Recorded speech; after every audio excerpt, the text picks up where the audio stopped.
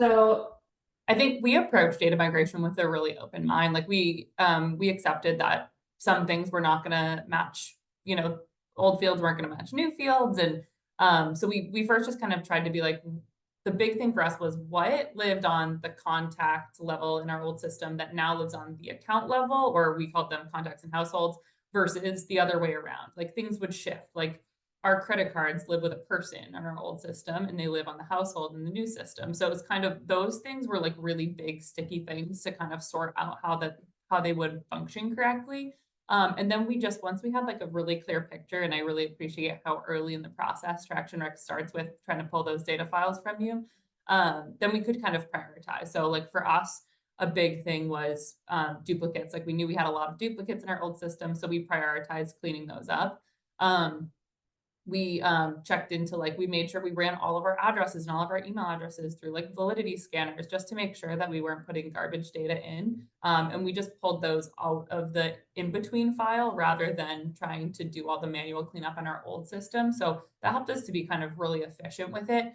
Not to put you guys on the hook for anything, but we did ask Traction Rec to migrate our test data twice. And so that when we did it for real, it was the third time. And that was really helpful. So sorry if people are requesting that, but it was really helpful to get 2 tries at that, even if it was just for our own processes of, this are the steps that we're going to follow when we pull the data and things like that.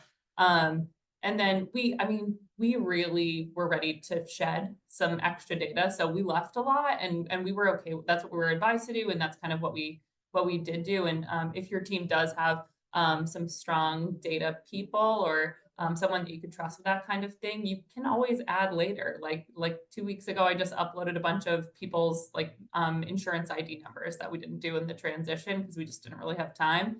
So we just uploaded them and added them in. So if you are confident in the skills of your team to do that, you always have that ability to kind of, as long as you back up your old data, and you should always back up your old data, but you have the ability to kind of add that stuff in. And yeah, I think if you're just open to the experience and don't have that white knuckle on your old data and accept that your new data will be better and more streamlined, that's kind of what worked for us as long as we had it all backed up if we ever needed it.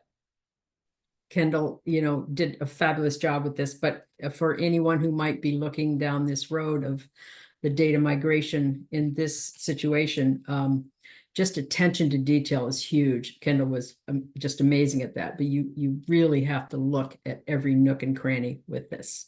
And, but also just know there are some aspects of the data that can be done later. So, pick and choose what's really important and don't try to do everything all at once. And we were forced to use that tactic, but I'm glad we did because it just makes for a cleaner transition. Great advice. And I love the theme of not just for data, because to say, approach data with an open mind is sometimes those two things don't normally go hand in hand.